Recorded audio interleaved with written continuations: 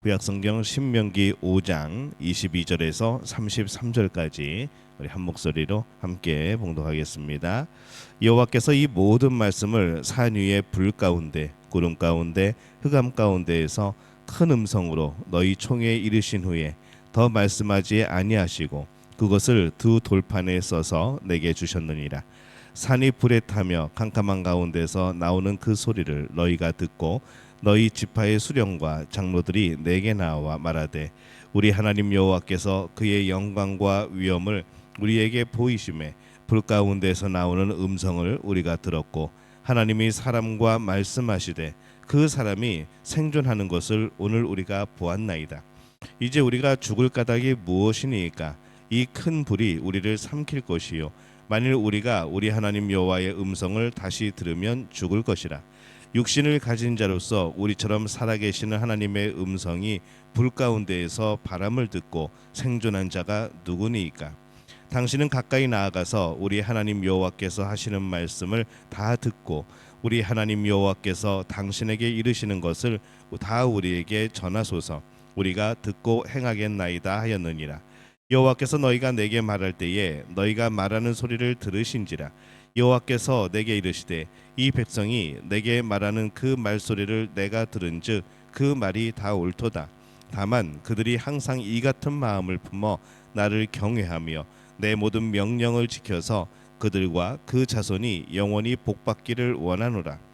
가서 그들에게 각기 장막으로 돌아가라 이르고 너는 여기 내 곁에 서 있으라. 내가 모든 명령과 규례와 법도를 내게 이르리니 너는 그것을 그들에게 가르쳐서 내가 그들에게 기업으로 주는 땅에서 그들에게 이것을 행하게 하라 하셨나니 그런즉 너희 하나님 여호와께서 너희에게 명령하신 대로 너희는 삼가 행하여 좌로나 우로나 치우치지 말고 너희 하나님 여호와께서 너희에게 명령하신 모든 도를 행하라. 그리하면 너희가 살 것이요 복이 너희에게 있을 것이며 너희가 차지한 땅에서 너희의 날이 길리라. 아멘. 할렐루야. 하나님의 은혜가 오늘 새벽에 하루의 첫 시간을 주 앞에 드리는 우리 믿음의 가족들에게 함께 하시기를 예수님의 이름으로 축원합니다. 오늘 말씀을 통해서 하나님께서 이 십계명을 통해 말씀을 하신 후에 이 백성들이 더 자세한 것은 직접 듣지 않고 하나님께 듣는 것이 아니라 모세를 통해서 그 말씀을 듣겠다라고 하는 그런 내용을 담고 있습니다. 이스라엘 백성들은 그들이 친히 하나님의 음성을 들었다는 사실에 아주 하나님을 경외하는 그리고 두려움에 쌓여 있습니다. 그래서 24절에 이렇게 그들이 말하죠. 우리 하나님 여호와께서 그의 영광과 위엄을 우리에게 보이심에 불 가운데에서 나오는 음성을 우리가 들었고 하나님이 사람과 말씀하시되 그 사람이 생존하는 것을 오늘 우리가 보았나이다. 하나님께서 친히 말씀하시는 것을 직접 들으며 무서워하였습니다. 그래서 그들은 모세를 통해 말씀해 주시기를 간청을 하죠. 27절에 보면은 당신은 가까이 나아가서 우리 하나님 여호와께서 하시는 말씀을 다 듣고 우리 하나님 여호와께서 당신에게 이르시는 것을 다 우리에게 전하소서. 우리가 듣고 행하겠나이다 하였느니라. 이스라엘 백성들이 하나님의 말씀에 대해서 가졌던 이러한 경외하는 마음은 하나님 보시기에도 옳은 것이었습니다. 이 하나님 참 영광스러운 분이시고 거룩한 분이시죠. 거룩한 분 앞에 섰을 때 우리는 무엇을 느낄까? 우리의 죄가 드러나고 죄가 보이고 우리의 약함이 느껴지고 우리의 지혜 없음이 보이고 그 창조주 하나님 앞에서 우리는 하나님을 경외할 수밖에 없는 그러한 상황이 되어집니다. 그래서 우리는 하나님의 말씀 앞에 하나님 앞에 늘 엎드리는 삶이 됩니다. 근데 여기서 조금 생각해 보아야 될 것은 하나님 말씀 앞에 엎드릴 때 그렇다면은 이 모세를 통하여 들려지는 하나님의 말씀에는 어떻게 하여야 되는가? 이 사람을 통해 전해질 때에는 그것이 하나님의 말씀인지 일단은 잘 분별을 우리가 해야 됩니다. 그러나 만약 그것이 하나님의 말씀이라면 분명히 같은 권위로 엎드려야 될 겁니다. 사람에게 엎드리는 것이 아니고 그 말씀에 대해서 엎드리는 겁니다. 모세에게가 아니라 하나님의 말씀 앞에 엎드리는 것이죠. 사람을 통해 전해진다 하여서 그것이 하나님의 말씀이 아니다라고 말할 수는 없는 겁니다. 이 하나님의 말씀에 대한 경외심을 우리가 가지고 있는가? 이 하나님의 말씀에 우리는 모두 경외심이 있어야 하는 것이죠. 두렵고 떨림으로 그 말씀을 듣고, 두렵고 떨림으로 그 말씀을 받아들이고, 또 그 말씀대로 순종하며 살아가고, 이것이 우리의 신앙이, 또 우리의 삶이 하나님과 더불어 살아가는, 하나님의 뜻대로 살아가는 그런 가장 기본적인 우리의 마음의 자세가 되어집니다. 말씀 앞에는 엎드리는 것이죠. 사람을 통할 때 자신의 입을 통하든 다른 사람을 통하든 그것을 듣는 사람은 하나님의 말씀을 하나님의 것으로 들을 필요가 있습니다. 하나님의 말씀을 듣는 자는 복이 있습니다.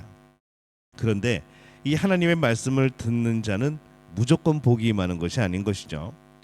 이 하나님의 말씀을 들었다는 것, 하나님의 말씀 앞에 엎드렸다는 것은 오히려 우리에게 화가 되는 경우도 있습니다. 거룩한 하나님의 말씀을 들었으면 이제 우리는 무엇이 생기는가 하면은 그 말씀에 순종할 책임이 따르게 되어집니다.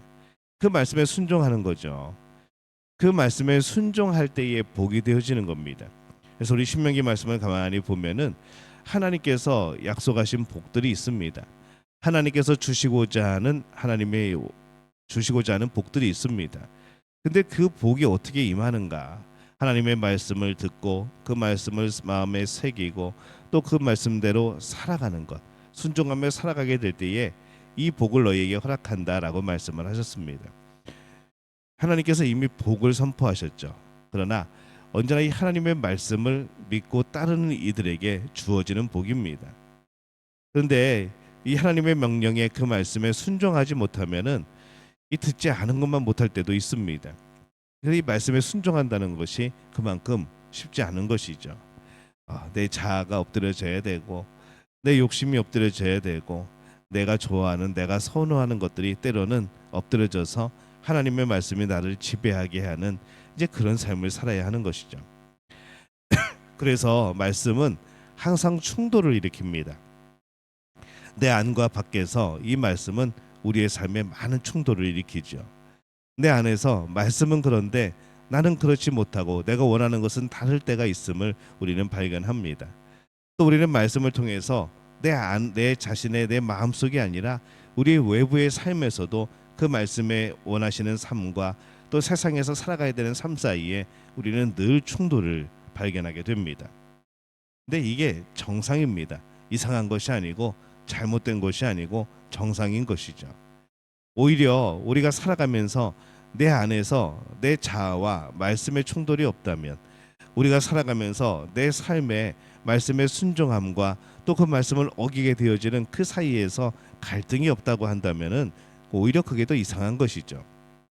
우리 안에 죄와 세상의 거짓 때문에 이 말씀을 들으면 충돌이 일어나게 되어 있습니다. 계속 충돌이 됩니다. 우리가 살아가는 동안에 계속 경험되어지는 일들입니다. 근데 그 충돌이 무슨 결과를 낳는가? 결국 내 안에 죄를 깨트리는 겁니다. 하나님의 말씀을 붙들고 그 말씀대로 살아가려고 하는 모든 충돌 가운데 내 안에 죄를 깨트리죠. 말씀이 충돌을 일으킬 때에 그래서 우리는 당연히 말씀에 순종을 해야 됩니다. 그것과 부딪히는 내 안의 것을 발견하고 그것을 말씀 앞에 엎드리게 해야 되는 것이죠. 그렇게 충돌할 때마다 말씀 앞에 엎드리고 다시 한번 충돌할 때마다 또 하나님 앞에 구하고, 우리는 그런 삶 속에서 정말로 하나님이 원하시는 신앙의 성숙과 또 하나님이 원하시는 그런 복의 삶이 되어질 줄로 믿습니다. 33절에 보면은 너희 하나님 여호와께서 너희에게 명령하신 모든 도를 행하라. 그리하면 너희가 살 것이요 복이 너희에게 있을 것이며 너희가 차지한 땅에서 너희의 날이 길리라. 이렇게 말씀을 합니다. 말씀에 순종하는 것을 경외감을 가지고 할 때에 우리는 말씀은 우리에게 큰 복이 되어집니다. 그렇기 때문에 우리는 말씀에 대해서 사실 고민할 필요가 없습니다. 말씀을 듣고 확인하고 순종하는 것이죠.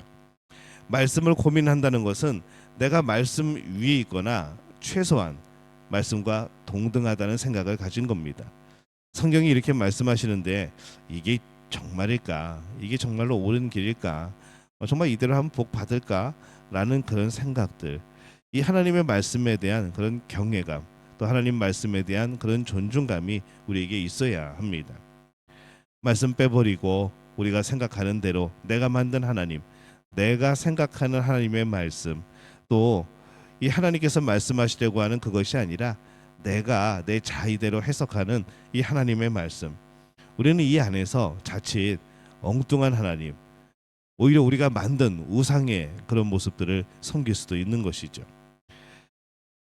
이 말씀이 동등한 것인지, 이 말씀이 정말 하나님의 말씀인지 고민할 필요는 있습니다.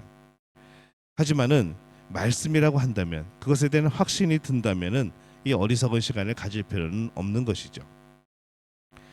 왜 우리는 늘 고민할까요? 왜 말씀대로 살지 못하고 왜 말씀에 따라서 고민하게 되어지고 의심하게 되어지는가? 이 우리가 원하는 것이 있는 것이죠. 우리가 원하는 것이 있고 우리가 하고 싶은 것이 있고, 근데 말씀은 그 모습들에 대해서 책망을 하시고, 그럴 때 우리는 참 고민스럽습니다. 그때 우리의 선택이 어떻게 되어야 되는가? 말씀에 순종하는 겁니다. 말씀에 순종하는 것에 대한 깊은 경외심을 가지기를 바랍니다. 말씀에 순종하는 것만큼 큰 복이 없고, 말씀에 순종하는 것만큼 또 우리가 이 화가 되는 것임을 또 기억을 해야 됩니다. 말씀을 듣는다는 것은 오히려 그것을 지키지 못할 때 화가 되는 것이죠. 말씀에 대한 경외심을 가져야 됩니다. 이스라엘 백성이 시내산에서 처음 십계명을 들을 때에 그 자세를 가져야 하는 것이죠. 그래서 이 하나님에 대한 우리의 마음, 우리의 삶의 자세가 곧 말씀에 대한 우리의 마음, 우리의 삶의 자세가 되어지는 겁니다. 오늘 우리는 어떤 삶을 살아가고 있습니까? 말씀에 대하여서 어떤 생각을 가지고 있습니까? 말씀을 상대화시키고 중립화시켜버리면은 참 여러 가지 길들이 많이 생깁니다. 이렇게 살아갈 수도 있고 저렇게 살아갈 수도 있고, 이렇게 생각할 수도 있고 저렇게 생각할 수도 있고, 하지만은 말씀에 대해서, 하나님의 말씀에 대해서 절대성을 인정하면, 그것이 변치 않는 하나님의 약속임을 생각한다면은 우리는 사실 고민할 필요가 없고 이 말씀의 절대성 가운데 우리는 순종할 그런 삶을 살아야 하는 것이죠. 그래서 이 말씀에 대한 자세가 어떤가 우리 자신을 돌이켜볼 필요가 있습니다.